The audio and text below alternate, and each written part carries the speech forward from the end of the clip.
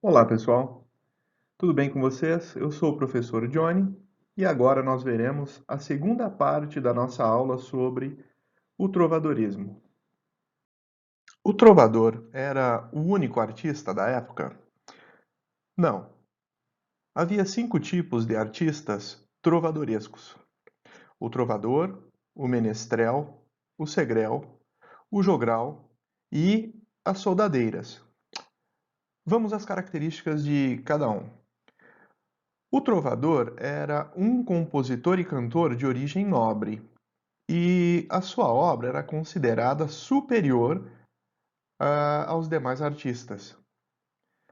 O menestrel era um artista de origem popular que apresentava obras de outros artistas. O segrel era um nobre ou um fidalgo inferior, em outras palavras, um fidalgo ou um nobre decadente. E ele compunha e cantava por dinheiro, ele era um profissional da arte. Já o jogral era o artista de origem popular que tocava e cantava canções de outros compositores. Ele também fazia acrobacias e mímicas nas praças e nos palácios. Por fim, as soldadeiras ou baladeiras, que eram cantoras e dançarinas que acompanhavam a apresentação das cantigas. Com tantos tipos de artistas trovadorescos, as cantigas eram todas iguais? Não, não eram. Havia dois tipos de cantiga: as líricas e as satíricas. A diferença entre elas é que as cantigas líricas ressaltam sentimentos amorosos e são divididas em cantigas de amor e cantigas de amigo. E as cantigas satíricas são divididas em cantigas de escárnio e de maldizer. A seguir, nós falaremos das características dessas cantigas.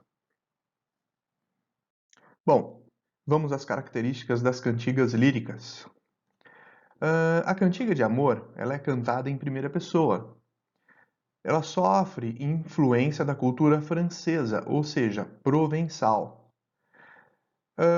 Ela apresenta o eu lírico masculino que se dirige como vassalo à mulher amada, porque ela é inatingível, ela é idealizada por ele. Esse tipo de cantiga apresenta uma linguagem mais refinada e o poeta ele usa termos masculinos para se referir à mulher, porque no galego português as palavras que terminavam com or não tinham feminino. Por isso, o poeta usa mia senhor ou fremosa senhor. O ambiente é palaciano. O trovador, ele é um coitado por sentir a dor de um amor não correspondido. eh, e assim, a cantiga de amor é marcada pela coita, ou seja, a mágoa. Na cantiga de amor não há erotismo, há um amor platônico devido à distância social. E agora, a cantiga de amigo. A cantiga de amigo tem as seguintes características: o eu lírico, ele é feminino. O amigo deve ser amado como amante. Aqui sim há um certo erotismo, há repetição de palavras e versos. Os ambientes apresentados nas cantigas de amigo, eles são rurais, campestres ou ligados à natureza, como praia, bosque e florestas. A mulher, ela pergunta sobre o seu amado e o homem amado, ele é de classe superior à da mulher que canta.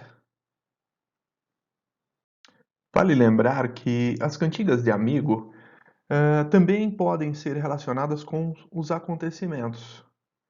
Dessa forma, elas podem ser categorizadas em albas, serenas, barcarolas, marinhas, bailadas, de romaria, pastorelas, dialogadas, de fonte e as de pura soledade. Vamos às características de cada uma delas. As albas, elas são cantadas ao nascer do sol, quando os amantes passaram a noite juntos. Nas serenas, o tema está relacionado com o pôr do sol. As barcarolas acontecem quando as barcaças do rei estão sendo construídas e, dessa forma, os soldados partirão para a guerra e a mulher reclama que ela vai ficar sozinha. As cantigas marinhas apresentam momentos que os amantes estiveram juntos no mar. As bailadas apresentam festas ou baile onde os amantes estiveram juntos, mas depois se separaram. As de romaria narram recordações de um tempo que o casal ia visitar santuários religiosos. As pastorelas se referem a um cavaleiro que expressa seu amor por uma pastora. Nas dialogadas, a mulher se queixa à natureza, à mãe ou às amigas, perguntando do seu amado. Nas de fonte, as amigas estão tecendo ou buscando água e elas estão tristes falando da saudade do amado. As de pura soledade são as cantigas que já não se enquadram em nenhum dos temas acima. Visto isso, vamos agora às satíricas. As cantigas satíricas satirizam nobres, fidalgos, soldadeiras, jogralesas ou o clero, abordando assuntos da boemia como vícios, costumes desregrados, a falta de compostura do clero, enfim, tudo que é imoral. Para isso, as cantigas satíricas utilizam termos obscenos e até linguagem chula. Essas cantigas elas eram cantadas em castelos, mas devido ao tom debochado, eram mais apresentadas em locais públicos, como feiras, praças e até na saída da missa. Existem 429 cantigas satíricas catalogadas, e elas estão divididas em de escárnio e de maldizer. Vejamos as características de cada uma delas. As cantigas de escárnio eram consideradas satíricas indiretas. Por quê? Porque elas não mencionavam os nomes das pessoas que criticavam.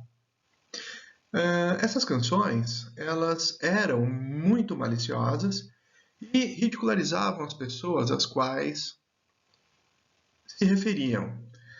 Elas eram escritas como as cantigas de amigo, ou seja, elas usavam paralelismos, repetições e refrões. Já as cantigas de maldizer, elas atacavam diretamente a pessoa. Elas mencionavam o nome da pessoa. Elas também usavam linguagem de baixo calão e criticavam os comportamentos sexuais e políticos de rivais ou qualquer pessoa que indicasse decadência moral. Os principais alvos eram do clero, como os bispos, os padres, as freiras e também os nobres.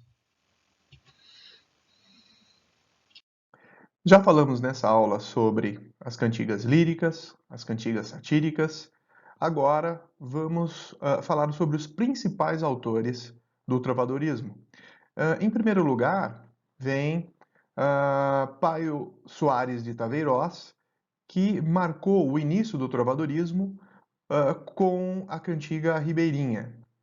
Depois, é importante mencionar Dom Dinis, que é chamado de O Rei Trovador. Ele escreveu 138 cantigas, as quais, devido à apresentação da riqueza de sentimentos, como dor, tristeza, saudade, expectativa, confere a ele o título de autor mais importante do trovadorismo. Martin Codax. Ele é classificado como jogral e autor de bom nível. E suas cantigas, tanto a música quanto a letra, estão preservadas até hoje. Por fim, João Garcia de Aguilar, que se destaca aí pelo humor nas cantigas. Ele compôs cantigas de amor, cantigas de amigo, cantigas de escárnio e também cantigas de maldizer. Vejamos agora os termos que eram utilizados pelos autores no trovadorismo e que é importante que saibamos hoje. A língua, assim como os costumes, mudam com o passar do tempo. O que eu quero dizer é que a língua utilizada pelos trovadores era diferente do português de hoje. Obviamente, as palavras tinham sentidos diferentes. Vamos à primeira palavra que eles utilizavam naquela época. Palavras. Palavras significam versos. A número 2, cobra, cobla ou talho, significa estrofe. A número 3, palavra perduda, significa verso branco. Ou seja, são versos que possuem métrica, mas esses versos não têm rimas. Estribilho ou refrão são versos repetidos. Paralelismo são versos repetidos com alterações de palavras. Cantiga de maestria significa cantiga sem paralelismo. Deixa-pren ou deixa-prende significa o último verso da estrofe. Significa que o último verso da estrofe ele é repetido como o primeiro verso da estrofe seguinte. E por fim, dístico significa que há uma estrofe de 2 versos, ou seja, a estrofe tem 2 versos. Eu disse para vocês anteriormente que a língua, assim como as pessoas, mudam com o passar do tempo. Diante disso, eu gostaria que vocês analisassem a música 365 Dias, Data M do Thiago, e me dissessem se depois de tanto tempo nós ainda podemos encontrar traços do trovadorismo em uma música atual. Pessoal, por hoje é isso. Vejo vocês na próxima aula e até mais.